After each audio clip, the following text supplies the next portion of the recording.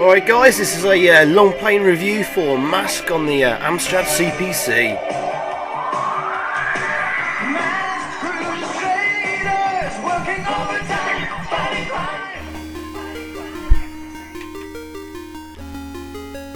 Oh, that brings back some memories. That music there still brings goosebumps up on my arm.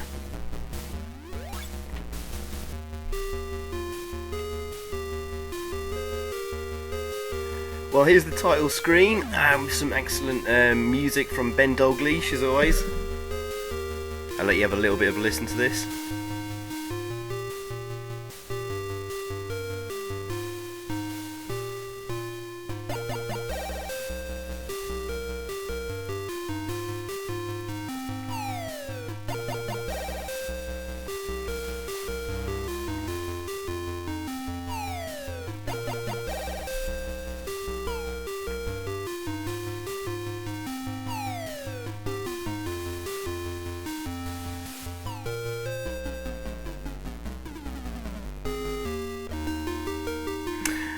Oh, that's some great music. Yeah, totally. Now, M.A.S.K was a very popular cartoon series in the mid-80s that came out deliberately tied into a range of toys, as it was a clever mishmash of Transformers and Action Force, or G.I. Joe if you're American, and obviously had transforming vehicles, and each character had their own special helmet or mask which had its own unique feature. For example, I think one of them shot antimatter rays, another one did sort of teleported items, and oh, I can't remember now, it's years since I've seen the cartoon, but I loved it as a kid, and I remember really looking forward to Christmas and getting a new M.A.S.K toy. Anyway, this game's rather good. You control Matt Tracker, the leader of M.A.S.K, and he's got to rescue his fellow M.A.S.K comrades who have been captured by the evil Venom organisation, led by the villainous Miles Mayhem. Alright, let's start this up. And it's there's a time warp there, and yeah, it's a time travelling type game. But I think that those sort of plots did occur in the cartoon series. Now you need to collect those like sort of blue blocks, and you're going to assemble a key. 4 of them will of the same colour will form a letter in the right order, and on that, when you activate that, and it will lead you to the location of where your one of your M.A.S.K comrades you need to rescue. That icon there is an actual M.A.S.K, and we found our M.A.S.K. There's only one guy to rescue on this mission.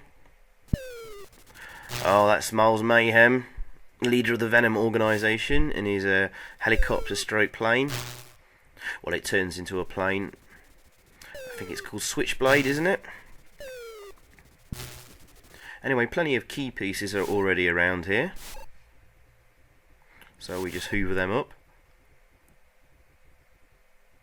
Got too many pieces, so we need to choose one to leave behind. We've already got 3 yellow pieces there, so I'll leave one of the red ones. You gotta watch out for those bombs he's dropping. He's a right swine with them.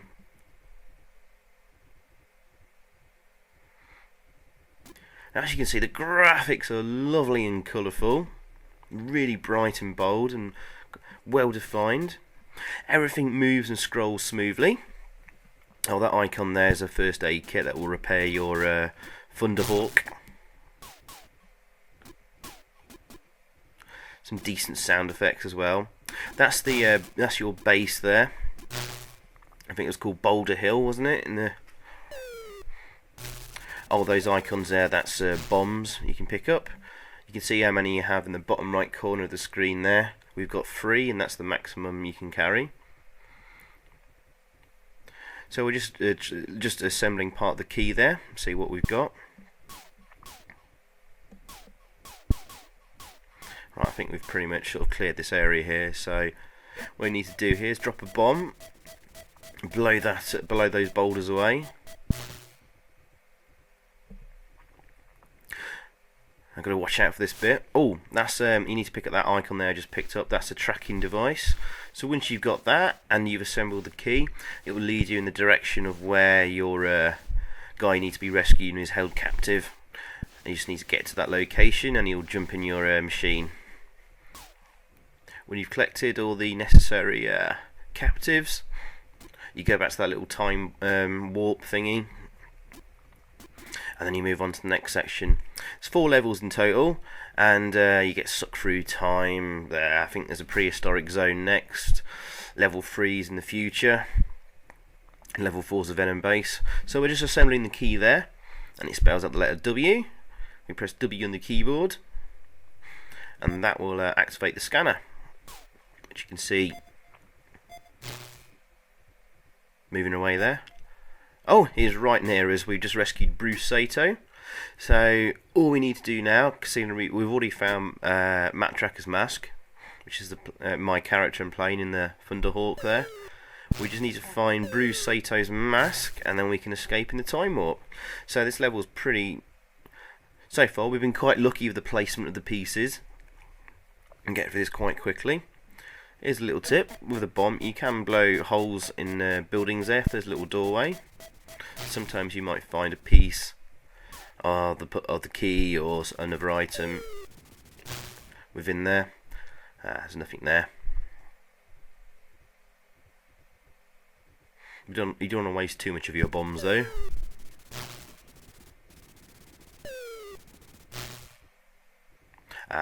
There's a mask.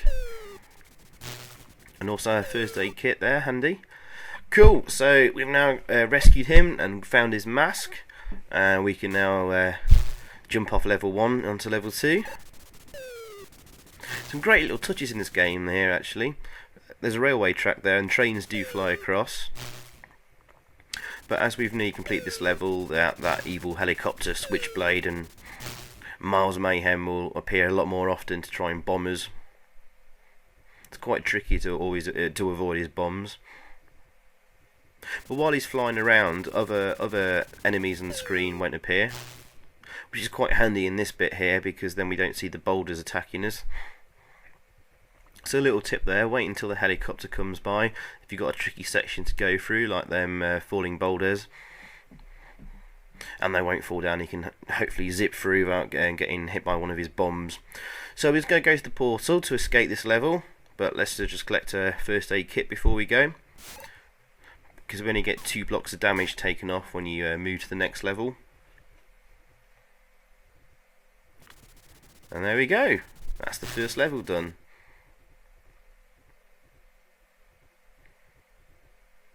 Just totting up the time there. Now you can die as I think you can die as many times as you want on a level. You just lose a lot of time. Game over is when all the time runs out. So it's just adding up our points there from the time left over. Right, and we're now gone on to level 2, which is a prehistoric zone. Quite a cool little level. So watch out for those creatures in the water there, those turtles. They very easily gang up on you and zap energy from you. Some like dinosaur creatures now appearing.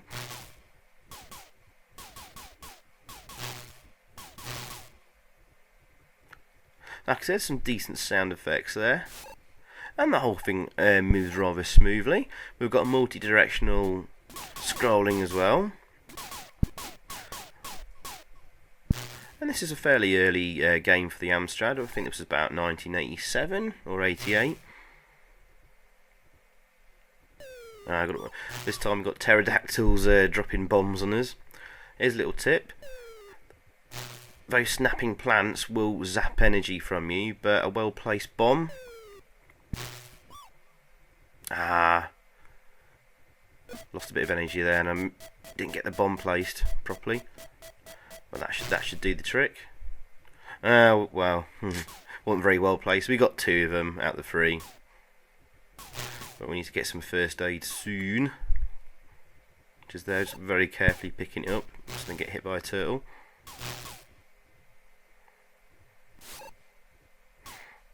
Pick up that bomb. And you best to kill those that red jet thing that was shooting at me there. It will catch up with you fairly quickly unless you move on to another sort of section, and it will take off a lot of energy if you don't act quickly against them, but I moved on quick enough there. This level involves a little bit of sort of thinking and planning, because there's boulders you can move, and there's a boulder later on that will give you access to sort of a later part of this level, which for ages I couldn't work out and realise. I could never get off this level as a kid.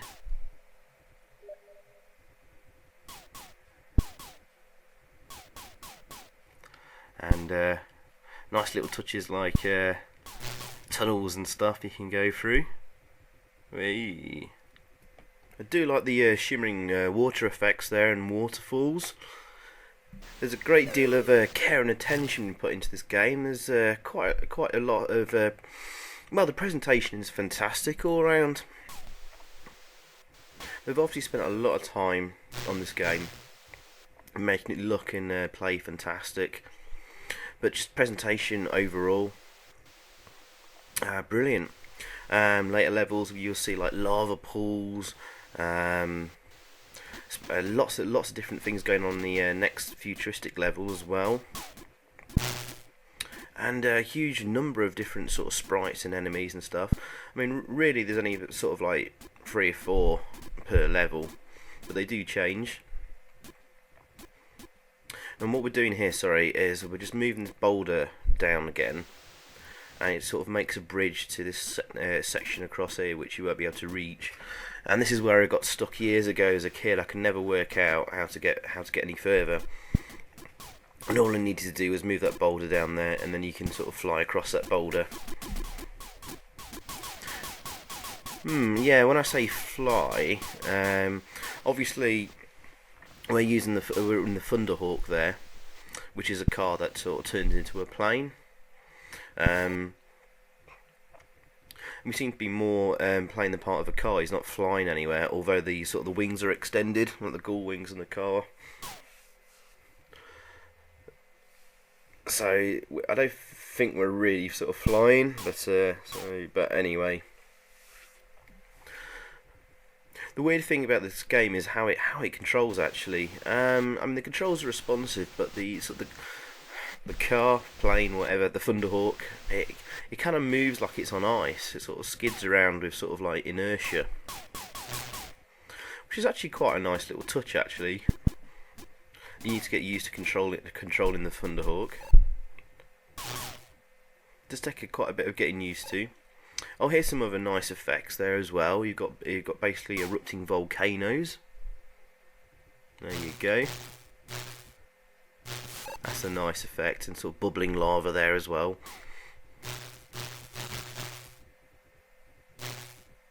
So you have to move quick through those sections. When the pterodactyl appears, though, the volcanoes and other enemies disappear, like on the first level, those falling boulders.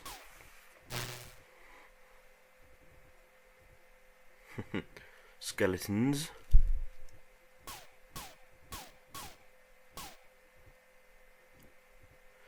Yeah, but the inertia on the car is takes a little getting used to, especially when you get in tight situations where you're sort of getting ganged up on by enemies.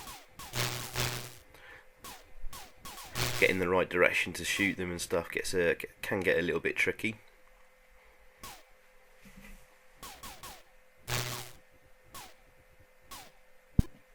Now there's the other scanner there we need. Hopefully this will be one of the last pieces of the first key to collect. Right, so we've got 4 pieces of the green. So we'll assemble that now. And you assemble them by using the function keys. So I think it's like F4, 5, 6 and 7, 8, 9 to select the right part there. It does it in sort of a clockwise order. Okay, so the scanner's active. Just need to follow the arrows to find where our missing agent is. Might as well pick that piece up.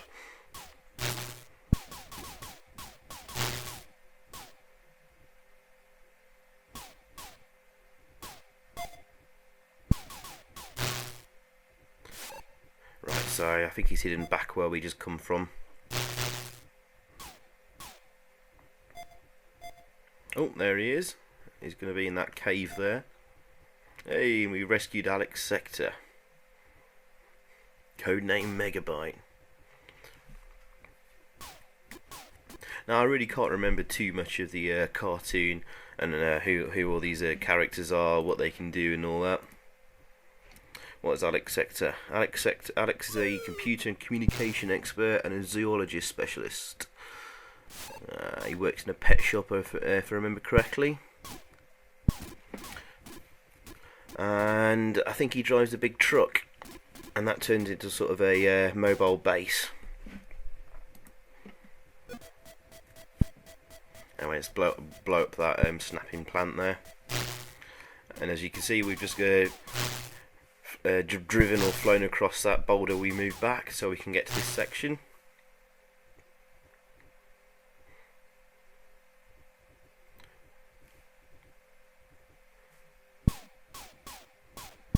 Watch out for the snapping turtles in this area.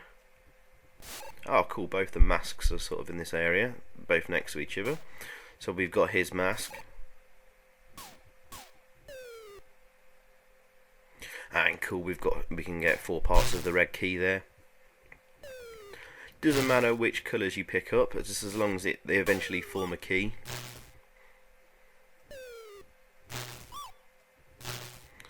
This bit's a little bit annoying as well. You want to drop a bomb right in the middle between those 2 plants. I'm trying to line up there, but the inertia of the car there is really tricky. Want to be able to get a straight run past them. Losing energy, but bit of a waste, never mind, because there's sod all down there.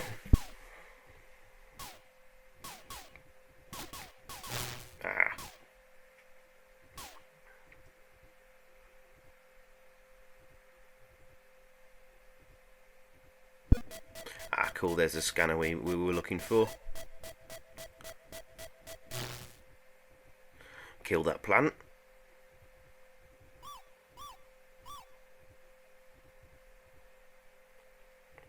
Right, last key to assemble.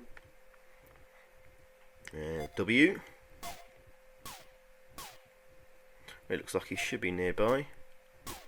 Oh, it's probably back all that way, which means we'll have to come all the way back again to get his mask.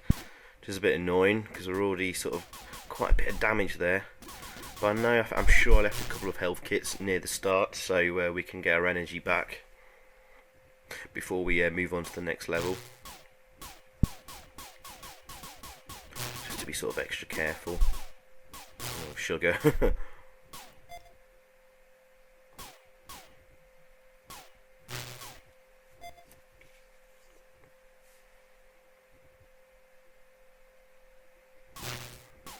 Get away quick from the erupting volcanoes.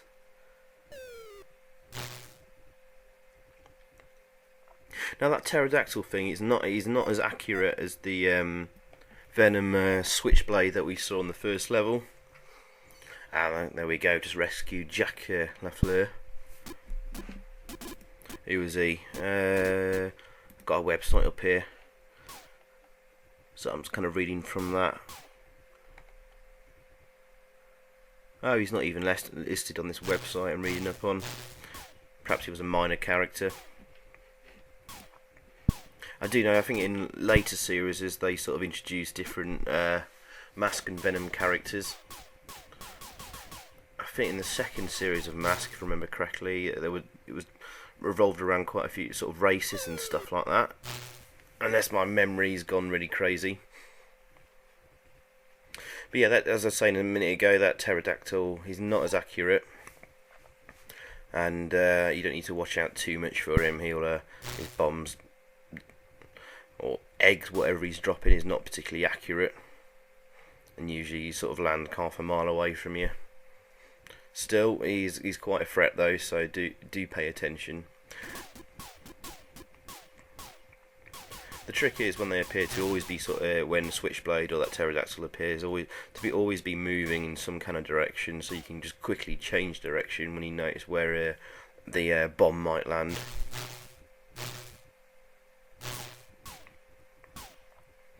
So we've got both masks, we just need to get back to the portal at the start of the level.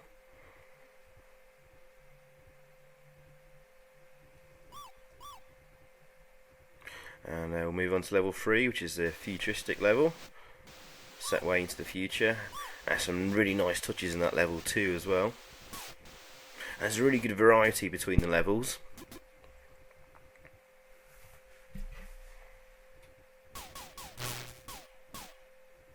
I think level 4 is back in the present day, but you're attacking the Venom base. So not only have you got to rescue 2 agents in the final level, but you've also got to blow up the Venom base, which is pretty cool.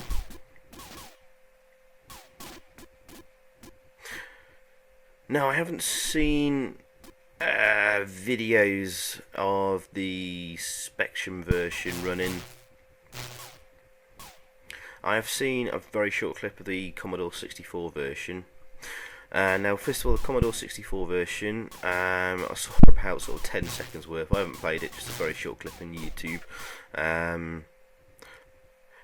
scrolling is a little bit smoother, but it loses out on the graphics because it's a very like that first level was very on the Amstrad version. It was very vivid, sort of orange, sort of sand and desert, whereas the C64 version is very sort of brown.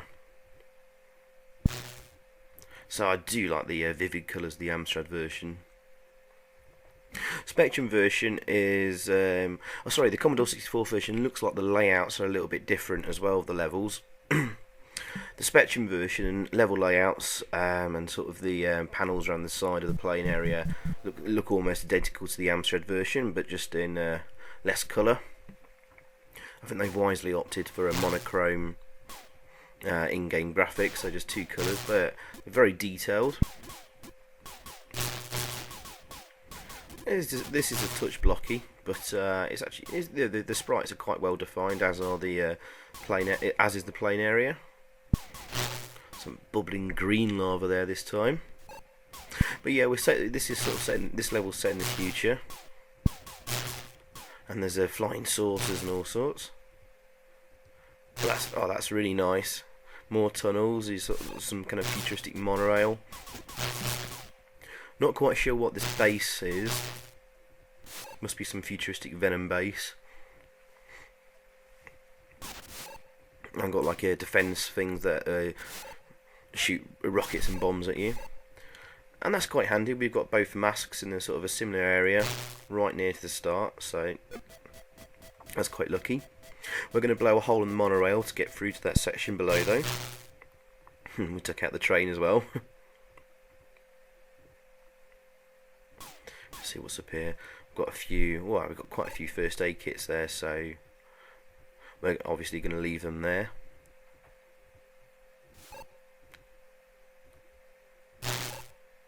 Whee. And it's really good to see a variety in the levels, between levels.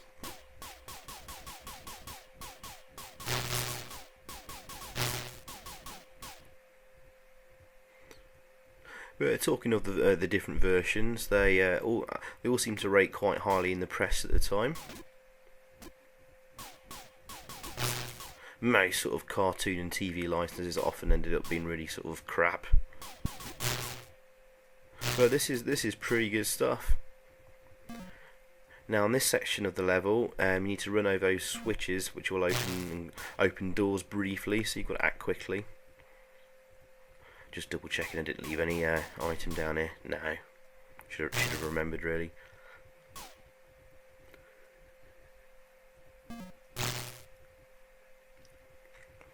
But once inside this base, you'll find that bigger UFO thingy will appear and attack more often, and release little mini UFOs after you. You need to shoot them down as quickly as possible, because they can fly around as well over the top of the base and buildings there, and they'll be quite dangerous. And you can find yourself stuck in tight corners in this area. Oh, there's that UFO thingy. Yeah, see what I mean? I'm kind of stuck there.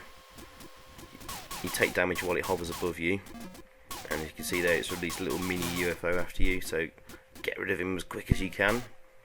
And it usually releases 2 at a time, not just 1.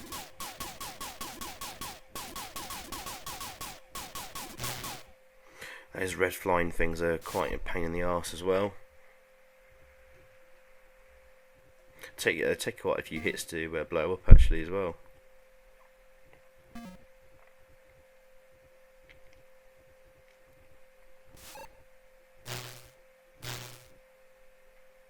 Now, if I remember correctly from when I recorded this video, this level, luckily the pieces are all actually quite close together, and both agents are located in the same place, right near the start of the level where the vortex is.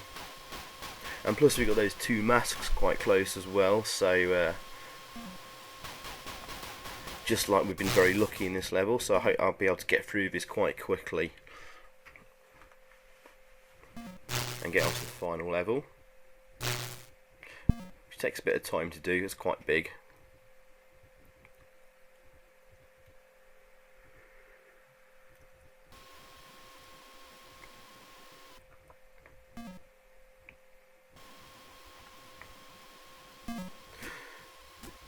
I think the final level needs some talking through from me, I think. Although it's pretty obvious what's going on in this game. And it's quite tough as well. So, I think I'll probably just sum up a little bit of review now, I suppose. Graphics are, as I said, lovely and colourful, really well defined. But man, it's just the colour of this game. It looks beautiful. There's a great variety in the sprites and enemies, and between the levels with the different sort of areas and bases. And presentation overall is absolutely fantastic. There's so much detail gone into the game. And I just wish more developers at the time, well actually throughout the Amstrad's history, had bothered to go to this amount of attention to detail and just like little things, like the monorail there, and even when you like flick a switch and the gates fall down, there's little animation on the gates as they're closed and flash away. And that's really nice as well. Sort of I don't know what that is, some kind of laser barrier.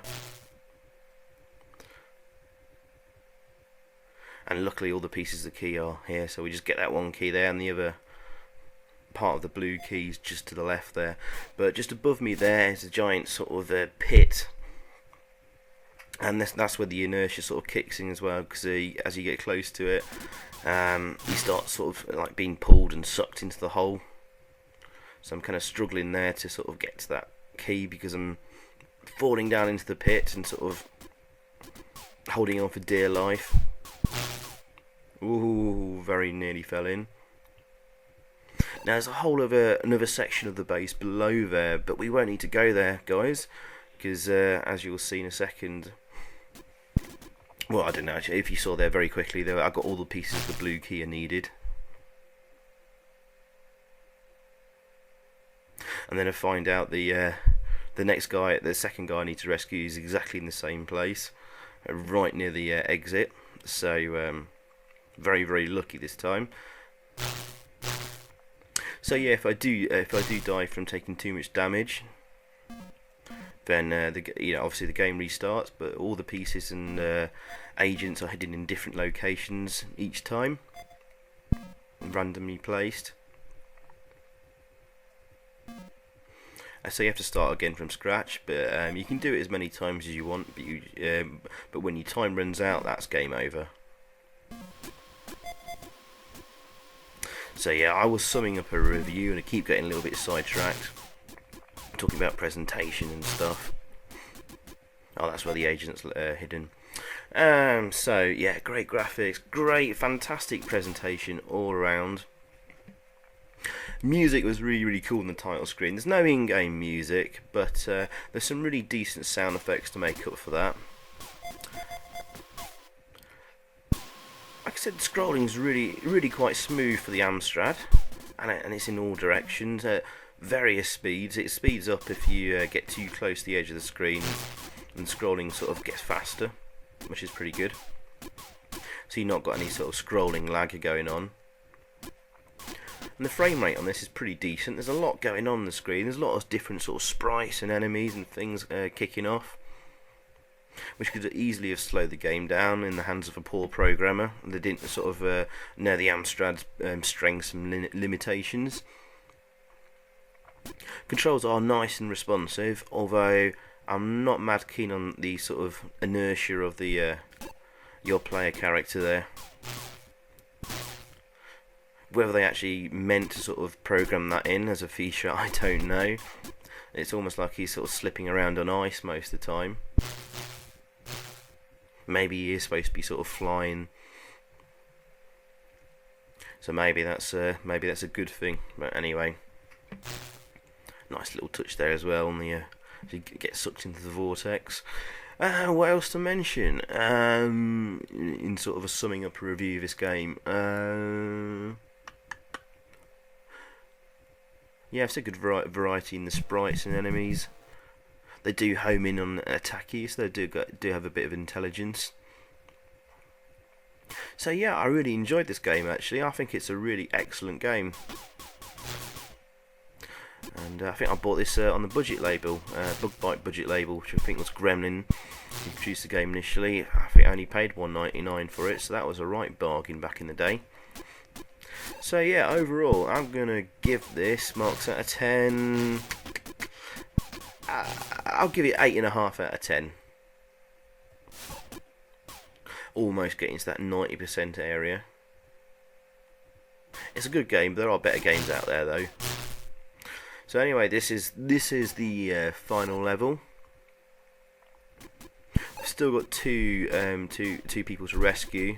One of which is Matt Tracker's son, Scott. If I remember from the cartoon, he's just a pain in the arse. I think nearly every episode he decides to sort of sneak away and try and help out his father on whatever mission he was on, and always gets in trouble, and always needs rescuing. And then cue a big lecture from his dad each time. I think he has this.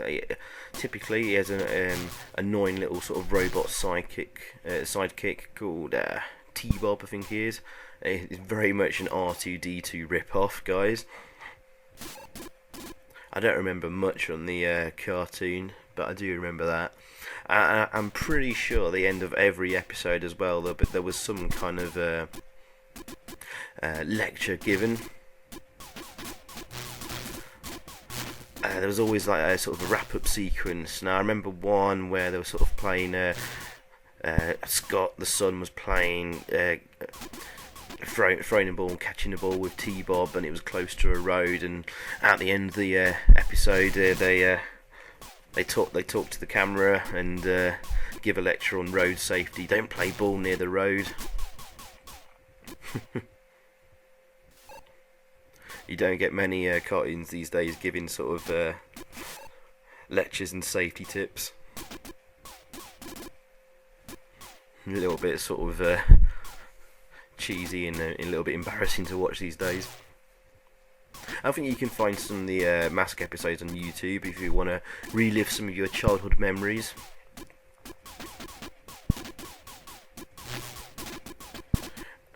So yeah, basically this level we're attacking the Venom base as well, so there's lots of gun emplacements and strange characters and creatures there. Those green blobs are well annoying, you gotta get rid of them as quickly as you can. Also watch out for the holes in the floor, those bugs crawling out. There's also giant sort of venom snake heads appear at the ground. There's one. That's a really nice touch. I shoot those fireballs. They're not hard to avoid. Just try and avoid trying to change in the opposite direction, because your Thunderhawk will slow right down.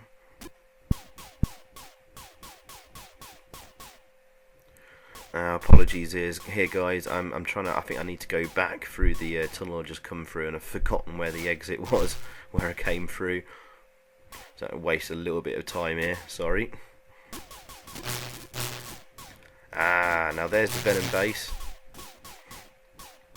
Quite tricky. You've got to get 2 bombs placed right in front of it, in between that bush and that rock. It's quite difficult to do because the snakehead's firing at you. What I discovered was you need to bomb the head of it, which is on another section above us there, which you can get to from a different route. And then they won't. The snakehead isn't firing fireballs at you when you're trying to place those last 2 bombs in front of it. There's the exit to the tunnel I was looking for. No, I completely forgot, so I'm sorry for wasting your time here. So yeah, bomb the head of the venom base, then go back and place 2 bombs in front of it. Make sure you've rescued the 2 agents, got their 2 masks, get back to the vortex, and you've won the game. There is an end game sort of not a nice end game screen and music, so that's something to look forward to.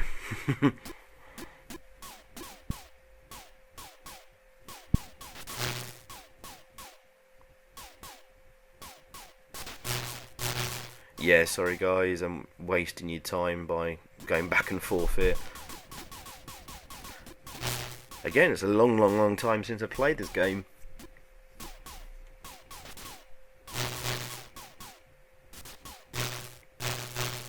There we go. Right, we just go around the outskirts there to get to the other section. There we go. It's quite clever how the levels are laid out. It's kind of like a sort of a 3D thing, because there's upper and lower levels. Well, that's not really 3D, I suppose.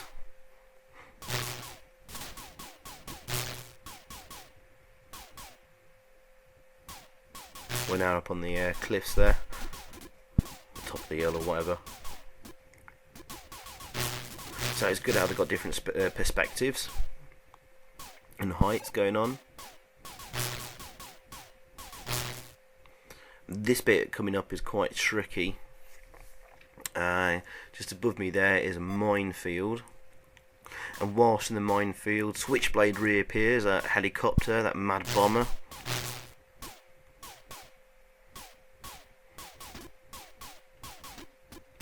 But we're just going to rescue our first guy. In fact, I would have saved a bit of time and energy by just continuing up there, getting through the minefield, bombing that top of the snakehead, picking up the last piece for the next key.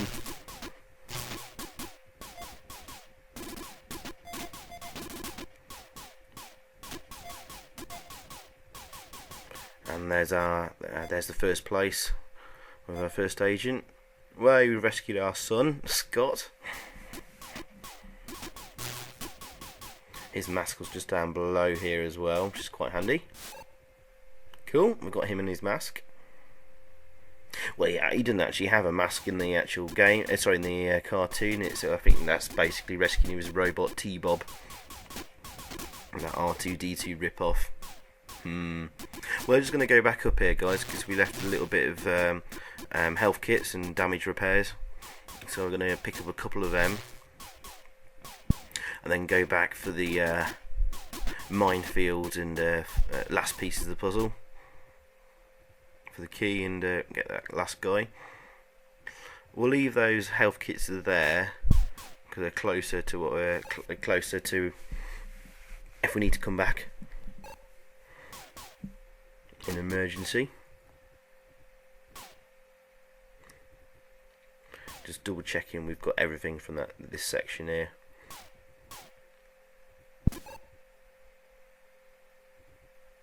Dusty Hayes, who was he?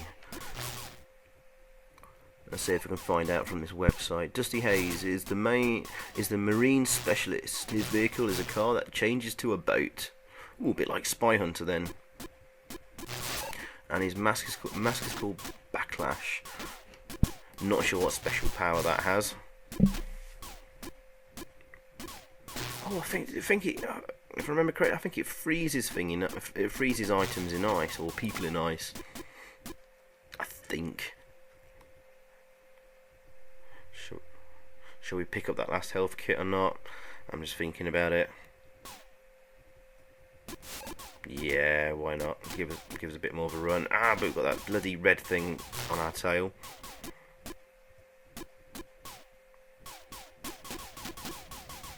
You can destroy those gun emplacements, but they reappear shortly after, so they don't stay permanently down. So it makes this level quite tough actually. I'm quite lucky to get through this on my first run.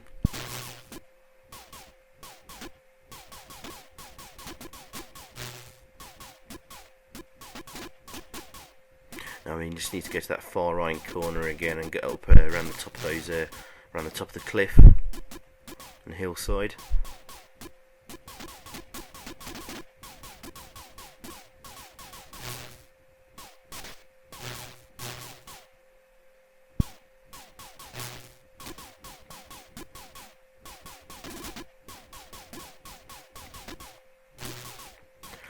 May take a look at the sequel game M.A.S.K 2.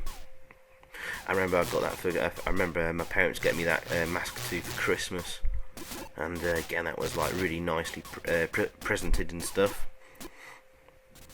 But I remember it being overly difficult. I can never get very far in the game at all. And it might have quite a few. I remember it having quite a few bugs and getting your character often got stuck in really stupid places and you couldn't get out of. So just had to quit the game and restart. I'll have a look at it and see how tough it is. I'm not going to spend weeks and weeks trying to complete a game though. I've got better things to do with my time, to be honest, guys. No, I've been a little bit lucky there because that switchblade is not dropping a lot of bombs. So I'm having to really take a time getting carefully through that minefield. Those mines aren't instant death, but they will add about 2 points to your damage. Now there's the top of the snake head of the venom base, so we just need to get right in there, right behind it, and drop one of our bombs. There we go. We've also got all the pieces of the key, so we might as well assemble them. To get our final agent, Dusty Hayes, rescued. It's a letter D. Oh yeah, you can see the snakehead base on fire now. Beautiful. So we'll go and pick up our agent, drop 2 more bombs in front of the base, and that's it, we're done. Just got to get back to the vortex and we're back home.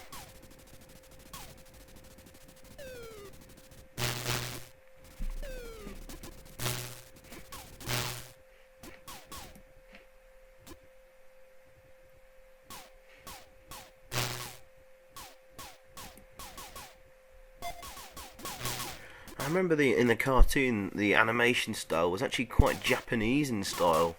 I believe it was sort of a Japanese sort of creation.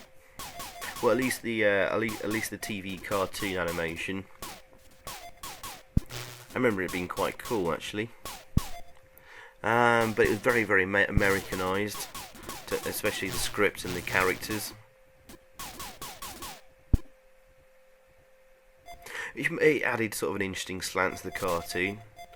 It's not totally all American, which would have been quite boring and dull.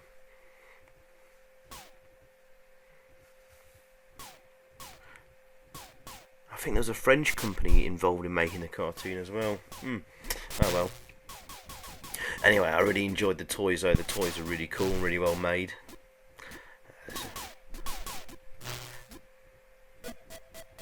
I definitely had this car, I remember that. I'm sure there was a black car as well that shot out sort of a red spinning disc. Oh yeah, sorry. Okay, that's the last bomb there. There you go, that's the venom base destroyed. We just need to get back to that vortex now. Luckily, the last M.A.S.K is located right next to it.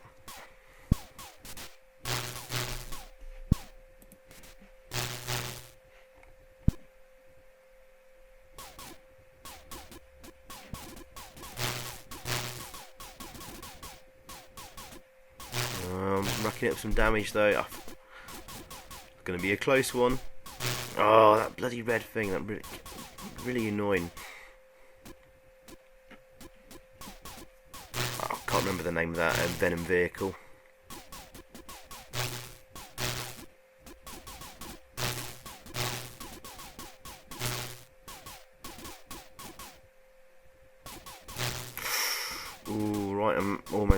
some damage.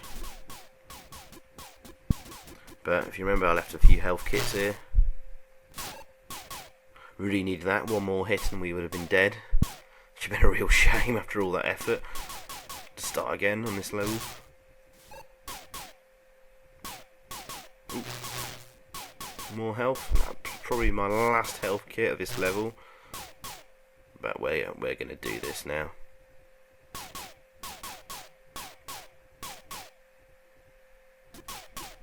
Oh yeah, watch out for those geezers. They will give damage to the car. But we've done it. Rack up the points, and I'll let you watch the end game screen. A little bit of disappointment though, guys. Sorry.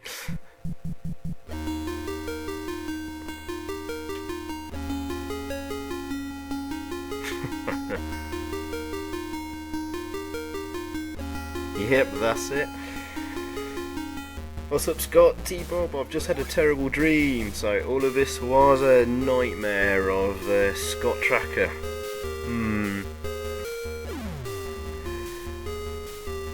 Maybe they did that to sort of cover up the fact that it doesn't really sort of follow the plot of the cartoon particularly well. They've used a bit of artistic license there.